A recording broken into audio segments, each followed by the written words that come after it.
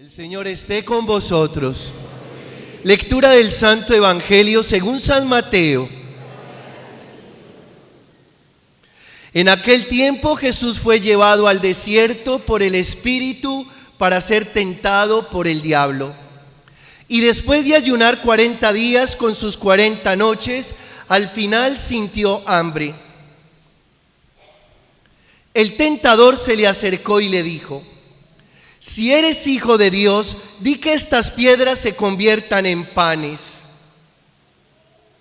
Pero él contestó diciendo: está escrito, no solo de pan vive el hombre, sino de toda palabra que sale de la boca de Dios. Entonces el diablo lo llevó a la ciudad santa, lo pone en el alero del templo y le dice: si eres hijo de Dios, tírate abajo, porque está escrito, encargará a los ángeles que cuiden de ti y te sostendrán en sus manos para que tu pie no tropiece con las piedras. Jesús le dijo: también está escrito, no tentarás al Señor tu Dios. Después el diablo lo llevó a una montaña altísima y mostrándole los reinos del mundo y su gloria le dijo: todo esto te daré si te postras y me adoras. Entonces le dijo Jesús: vete, Satanás, porque está escrito, al Señor tu Dios adorarás y solo a Él darás culto. Entonces lo dejó el diablo y se acercaron los ángeles y le servían. Palabra del Señor. Se pueden sentar.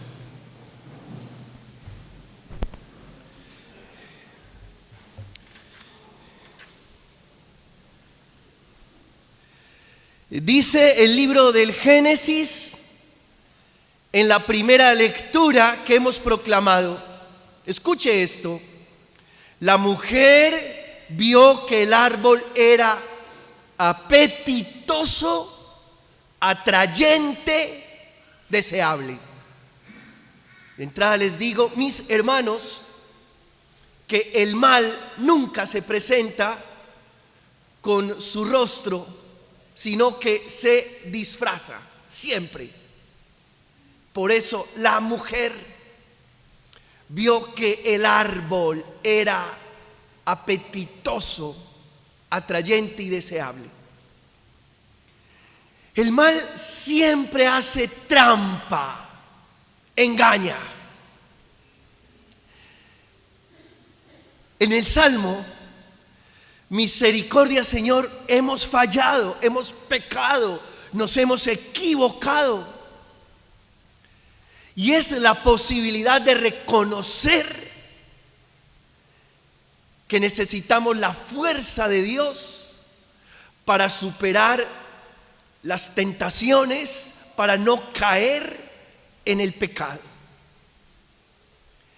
La carta del apóstol Pablo a los romanos. Es bonito esto que dice el apóstol: donde abunda el pecado, sobreabunda la gracia. Todos: donde abunda el pecado, sobreabunda la gracia. ¿Y por qué el apóstol Pablo dice esto? Porque por un hombre entró el pecado en el mundo y por un hombre nos vino la salvación. Si abundó el pecado por Adán, sobreabundó la gracia por nuestro Señor Jesucristo. Y en el Evangelio de Mateo dice el texto que Jesús fue llevado al desierto empujado por el Espíritu. Y el desierto representa la vida misma. Y los 40 días, la duración que ésta posee o tiene. Porque Jesús, en realidad, empujado por el Espíritu, fue tentado durante toda su vida, de principio a fin, como eres tentado tú y como soy tentado yo. Jesús se defiende con la Escritura y por eso vence al tentador. El tentador hace la oferta, la propuesta, y Jesús repele esa oferta, esa propuesta, porque conoce la Escritura. Y por eso a cada propuesta del tentador repele esta propuesta diciendo: está escrito, no solo de pan vive el hombre. Está escrito, no tentarás al Señor tu Dios. Está escrito, al Señor tu Dios adorarás y solo a Él darás culto. Es decir, Jesús tiene el arma de la Escritura, que en otro lugar dice que es espada de doble filo. Con un filo hiere y con el otro filo sana. Que a usted y a mí nos coja el tentador y nos dé 3 vueltas, porque no tenemos palabra para defendernos. Y por eso usted viene aquí a recibir palabra para defenderse con esta palabra de los combates que permanentemente tiene y de las batallas espirituales que tiene que librar. Por eso usted viene aquí, para recibir las armas espirituales y poder combatir y poder vencer en Cristo Jesús el Señor. Me voy a referir un segundo al mensaje del Papa porque me parece una injusticia no hacerlo. El Papa nos escribe este año a todos los católicos del mundo y lo hace fundamentado en el texto de la parábola de el rico y el pobre Lázaro. Y en conclusión, el Papa nos dice que el pobre Lázaro está en la puerta de cada casa y no es un problema y no es una carga. El pobre Lázaro es un regalo, es un don, es un instrumento de salvación. Y yo quisiera decirte con el Papa Francisco: la persona que toca tu puerta no es un problema, no es una carga.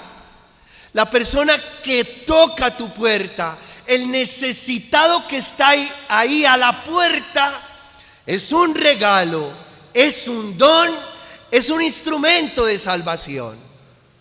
Porque el que toca tu puerta a pedirte algo, el que llama por teléfono buscando de ti para que le ayudes a cubrir una necesidad, te está salvando de tu egoísmo, te está salvando de tu avaricia, te está salvando de tu codicia.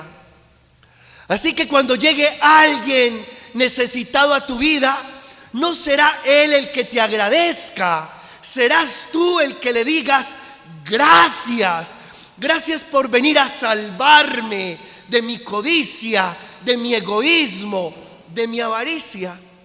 Gracias. Y haciendo, digamos que una analogía con esto que el Papa nos enseña, pidiéndole mucho al Señor que me iluminara para crear un elemento donde nos pudiéramos sostener durante toda la Cuaresma como comunidad, hice este ejercicio que lo plasmamos en la cartelera de afuera, en la puerta lateral. Hice este ejercicio. ¿Por qué? Porque digamos que nosotros somos el rico, el epulón, los que estamos aquí en la iglesia. Pero ¿cuántos pobres Lázaros están tocando la puerta de la iglesia y quisieran alimentarse con las migajas que caen de la mesa? Y nosotros no los volteamos a ver, somos indiferentes, es más, los excluimos y hasta los llamamos excomulgados. Y creo que hay muchos Lázaros tocando la puerta de la iglesia para que nosotros les abramos, seamos conscientes de ellos, conscientes de la necesidad espiritual que tienen. Parafraseando el texto de Mateo 25, porque tuve hambre y me disteis de comer, tuve sed y me disteis de beber, estuve desnudo y me vestisteis, fui forastero y me hospedasteis, estuve en la cárcel y enfermo y vinisteis a verme. Parafraseando ese texto, que al final el texto termina: entra al banquete de tu Señor. Construimos esto. Porque fui divorciado y no me excluiste. Porque fui homosexual y me acogiste. Porque fui trabajadora sexual y no me señalaste. Porque fui madre soltera y bautizaste a mi hijo. Porque fui mujer y me diste un buen lugar en tu iglesia. Porque fui un pecador y me disculpaste delante de todos. Porque me volví a casar y no me negaste el amor de Dios. Entra al banquete de tu Señor. Unos por condición, otros por equivocación. Sin embargo, hoy nosotros, los creyentes, los seguidores de Jesús, tenemos que abrir el corazón, los brazos y la puerta de la iglesia para que todos tengan un lugar y para que todos nos alimentemos de la misma mesa y para que no hayan excomulgados. Hermanos, ¿cómo vamos a trabajar la conversión de aquellos que más necesitan a Dios si no los dejamos entrar? ¿Cómo vamos a hacer? Recordemos lo que nos enseñó Jesús. Médico necesitan los enfermos. Él no ha venido sino a buscar la oveja perdida. Y cuando la encuentra, la pone sobre sus hombros, le cura sus heridas y muy contento la devuelve al aprisco para que se una al rebaño. Y habrá un solo rebaño con un solo pastor. Alabado sea el Señor por esta palabra. Entonces unimos el mensaje universal del Papa con el mensaje comunitario de nuestra parroquia. Ahora sí, hermanos, pongámonos en la tarea de hacer esta predicación. El tema: si Dios con nosotros, ¿quién contra nosotros? Eso está en la carta del apóstol Pablo a los romanos en el capítulo 8. Diga: si Dios con nosotros, ¿quién contra nosotros? Primer punto de reflexión: ¿qué es una tentación? Es un impulso repentino que excita a hacer una cosa que a Dios no le agrada, que le hace daño a otros y que me hace daño a mí. Es un impulso repentino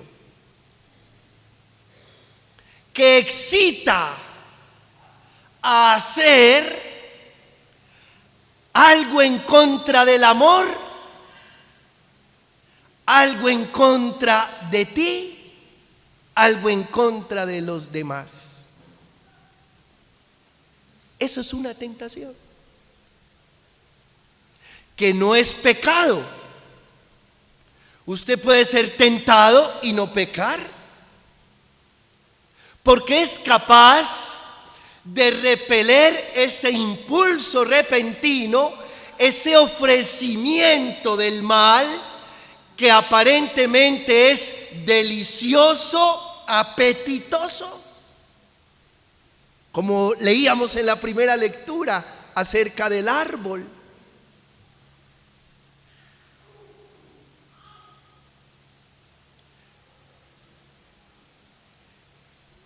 Segundo, escuche esto: Dios no tienta a nadie.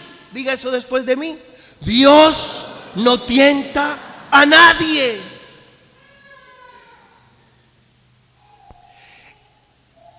En la carta de Santiago,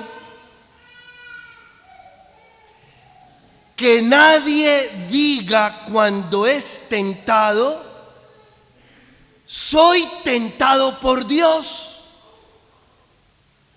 Porque Dios no puede ser tentado por el mal y Él mismo no tienta a nadie. Palabra de Dios, te alabamos, Señor. Cuidado. Que a veces yo escucho: ay, Padre, esta persona yo sé que no me conviene, pero entonces Dios, ¿por qué me la puso en mi camino? Dios no te la puso en tu camino, tú la elegiste. Porque además tiene el poder de la elección en los jarretes. Ahora no vengas a culpar a Dios porque tienes una mala relación. Padre, pero ¿cómo así? Si Dios pone todo. No. Y son capaces hasta de citar la Biblia. Padre, no se mueve la hoja de un árbol sin la voluntad de Dios. Y yo le respondo: ¿el diablo también citó la Biblia? ¿Sí o no? La citó. Miren, este berraco citó la Biblia. Y cuando estaba tentando a Jesús, le dijo: tírate abajo, porque está escrito, encargará a los ángeles que cuiden de ti. El diablo también se sabe la Biblia.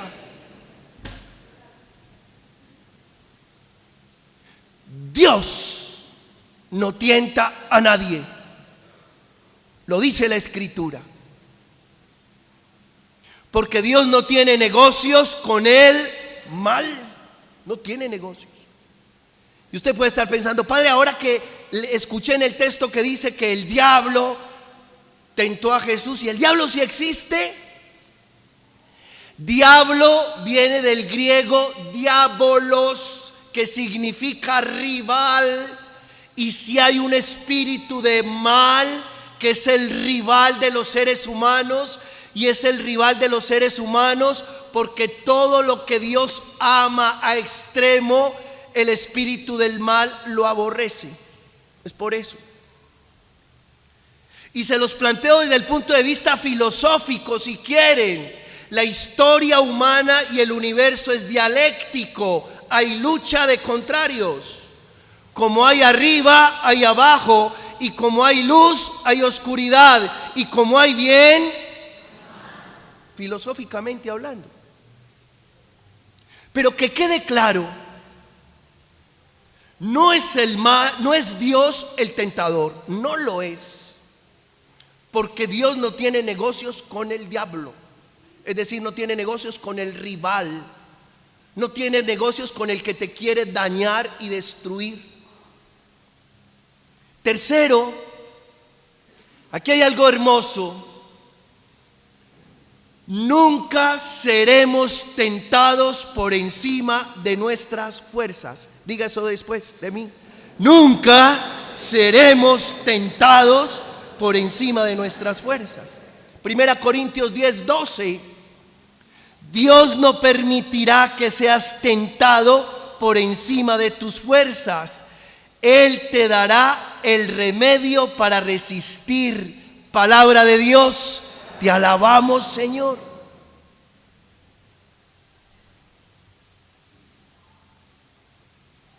Y yo me voy alborotando.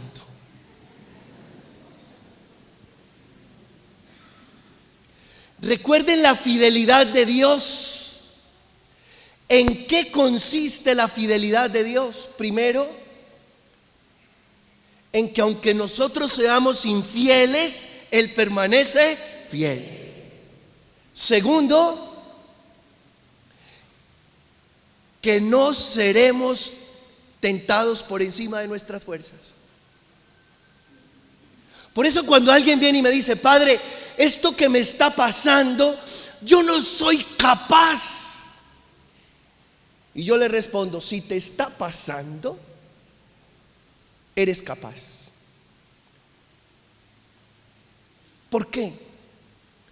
Porque es imposible que Dios vulnere su fidelidad.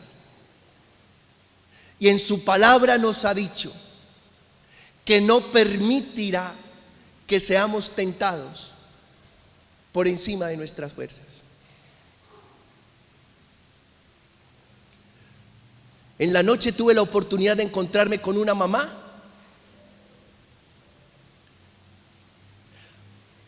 adopta a un muchachito y este muchachito tiene TLP, que es trastorno límite de personalidad. Y este trastorno es la debacle. Ella me llevó a una Eucaristía y ella misma volvió a traerme, y durante todo el recorrido hasta el centro de la ciudad, de ida y de regreso, me estuvo contando de lo que significa este trastorno límite de personalidad de un hijo adoptado. Por supuesto que yo le pregunté en cualquier momento: oiga, ¿y a usted nunca le dio por devolverlo? Y me dijo: nunca, padre. Ya tiene 16 años. Y sé que él es una escuela para mi esposo y para mí. Y hasta el final con él. Y hubo momentos en que ella me contaba la historia del trastorno límite de personalidad de su hijo, que además se vuelve agresivo, violento, que ha tratado de dañarla y de dañar a su padre adoptivo. Yo decía: pero ¿cómo es posible esto? Mi padre, ahí vamos. Y vamos a llevar esta tarea hasta el final, porque si la vida puso a este niño en nuestro camino, es porque nosotros éramos los indicados para acompañarlo a él. ¿Qué interesa la de esa mujer? Y ahí entendí que Dios no permitirá que seamos tentados por encima de nuestras fuerzas. Lo que a ti te está pasando, si te está pasando, ten la certeza que puedes con ello. Si no pudieras con ello, no estaría pasando en tu vida. Es genial. Y tercero, hablando de la fidelidad de Dios, es que todo lo que Dios ha prometido lo ha cumplido y lo seguirá cumpliendo. Por eso, con toda la confianza de su corazón, no dando órdenes ni exigiendo nada, pero con toda la confianza de su corazón, reclame las promesas, reclámelas. Sin exigir y sin ordenarle nada a Dios, porque caeríamos en una tentación de querer ser los dioses de Dios. Pero sí, con toda confianza, yo te invito en esta celebración de la palabra a que reclames las promesas.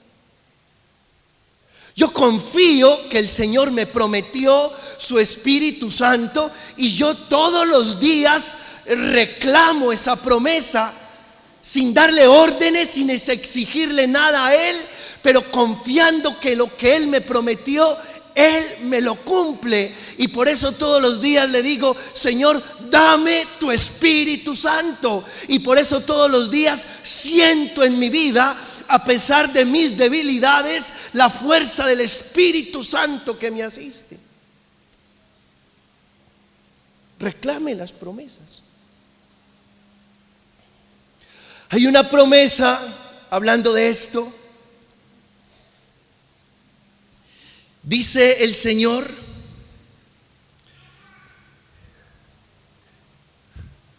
es genial. Salmo 25 dice que los que confiamos en el Señor no seremos avergonzados. Salmo 25:3. Yo cada rato reclamo esa promesa. Yo, Señor, no dejes que yo sea avergonzado.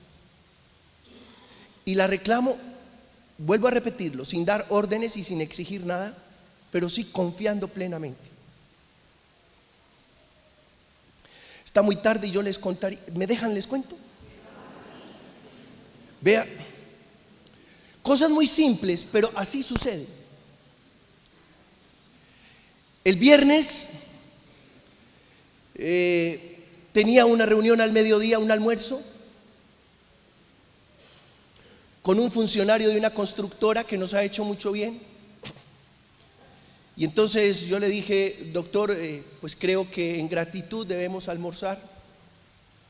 Claro, padre, con mucho gusto. Y salí el viernes a trabajar al colegio en la mañana y después me doy cuenta que no había llevado la billetera. Ay, ya la billetera me quedó. Me esculqué y tenía 32,000 pesitos.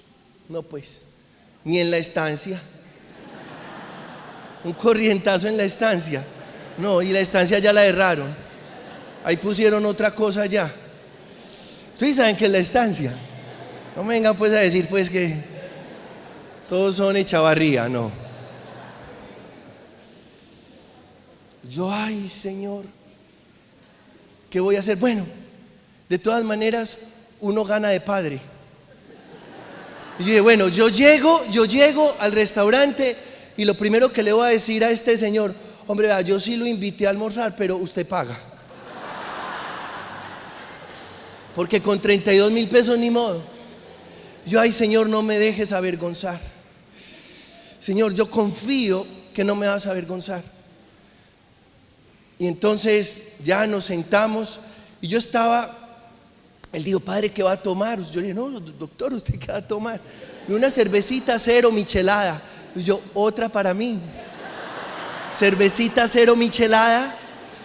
Y yo, bueno, él se la tomó, ¡prum! Y yo, ahora va a pedir otra. Ay. Y yo sin decirle. Ay. Y me dijo, padre, otra cervecita. No, doctor, usted, yo no. Yo con una tengo, como me gusta. Entonces, bueno, yo, pero le tengo que decir, pero no veía como el momento. ¿No han notado que hay que uno dice, ¿cuál es el momento para decir esto? Cuando llega el mesero y dice, ¿alguna entradita? Yo, no, plato fuerte no más. Y se viene la dueña y dice, vea, hay un pulpo caliente delicioso. Pulpo. Ay, no. Doctor, ¿usted quiere entradita? No, padre, si usted quiere. Y entre unas y otras la señora volvió a entrarse. Y cuando veo yo que entra al restaurante un señor muy amigo mío, y yo, ay. Y digamos la verdad, los favores nunca se pagan. Y este señor me debía un favor. Entonces yo me paré, lo saludé, ¿qué más? Y me dice el señor, ay, padre, qué dicha verlo, se me apareció un ángel. Y yo por dentro diciendo, a usted no, a mí, se me apareció, fue a mí, tranquilo. Caramba, yo dije, si este señor no quiere quedar mal conmigo, que yo sé que además tiene más hijas para casarle, así, este señor va a pagar la cuenta. Y ahí sí, traiga el pulpo y otra cerveza. ¿Y qué van a almorzar? Cazuela de mariscos. Yo, el derroche total. Porque además sé que el señor que había entrado es un hombre muy generoso, un señor muy amplio. Cuando preciso, y yo comamos despacio porque él tiene que terminar primero y me tiene que dar la noticia. Preciso, se levanta, se va y se despide. Padre, qué gusto haberlo visto. Voy a contarle a mi señora, a mis hijas que me encontré con usted. Y tranquilo, padre, que la cuenta está paga. Sí, alabado sea. Yo, Señor, no permitiste que yo fuera avergonzado. Usted dirá, padre, eso es una casualidad. Para usted que no cree, para mí es un acto de fe. La gloria para Dios. Dios no permite que seamos avergonzados. Yo creo en eso. Además, la vida es como uno la cree. ¿Tú también estás aplaudiendo? La vida es como uno la cree. Tengo toda mi confianza puesta en el Señor. Diga eso. Tengo toda mi confianza puesta en el Señor. Nos cogió la noche. Cuarto, ¿qué recomienda Jesús para vencer la tentación? Jesús recomienda velad y orad. ¿Cómo? Velad y orad. Usted vence la tentación en vigilancia. Usted vence la tentación en la oración. Si usted está robustecido en la vigilancia y en la oración, el tentador llega, le hace la propuesta y se muere de hambre, porque no tiene cómo seducirlo, cómo engañarlo, cómo atraparlo, cómo hacerle la trampa. Y por eso tan importante que nosotros seamos hombres, mujeres, seamos creyentes de oración. Quinto, las tentaciones de Jesús, que son las tentaciones de todo ser humano. Convierte estas piedras en pan. ¿Y quién dijo que de los panes salen, de las piedras salen panes? No, para que haya pan hay que sembrar, hay que cultivar, hay que cosechar, hay que transportar, hay que almacenar, hay que moler, hay que amasar, hay que hornear. Y creo que es una tentación constante en nuestra vida. El enemigo viene a decirnos, a pintarnos la cosa mágica y fácil. Y no hay nada ni mágico ni fácil. Cuidado. Sospeche de lo mágico y de lo fácil. Es sospechoso. La otra tentación que el enemigo le presenta a Jesús es, mira, tírate abajo el espectáculo. Es decir, abusa de tu poder. Y tampoco el ser humano puede abusar del poder. El poder no se hizo para dañar, el poder se hizo para ayudar y servir. Y la otra tentación que el enemigo le pone a Jesús es: te daré todo esto y más si te postras y me adoras, que es la tentación de la idolatría, que uno termina cambiando a Dios por cualquier cosa. Y esa tentación de la idolatría, del abuso del poder y del facilismo también son nuestras tentaciones. Cuando le presenten algo fácil, dude.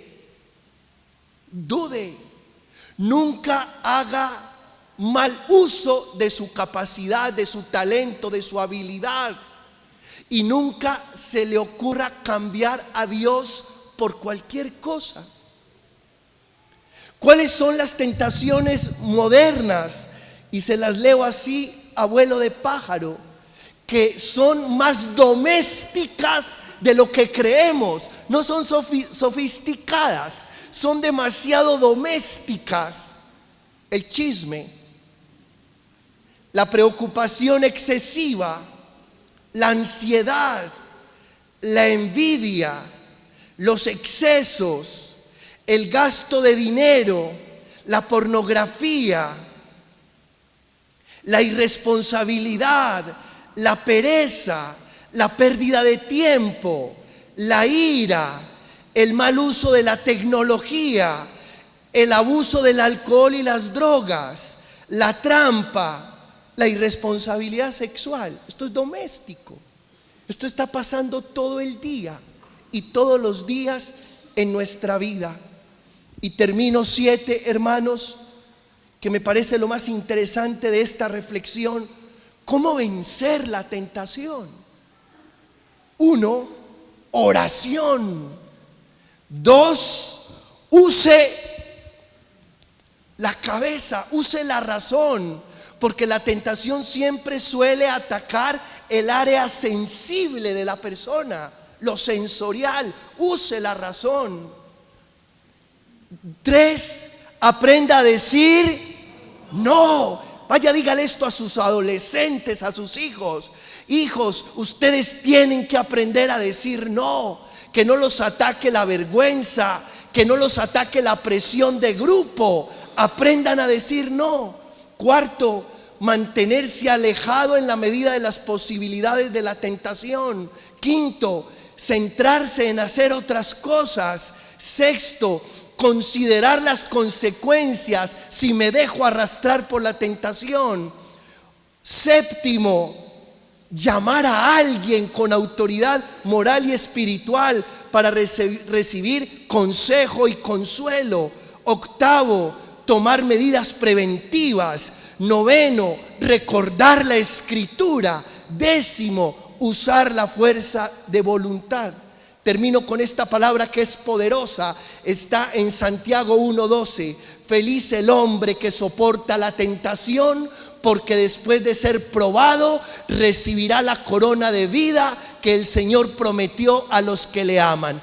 Gloria al Padre, al Hijo y al Espíritu Santo.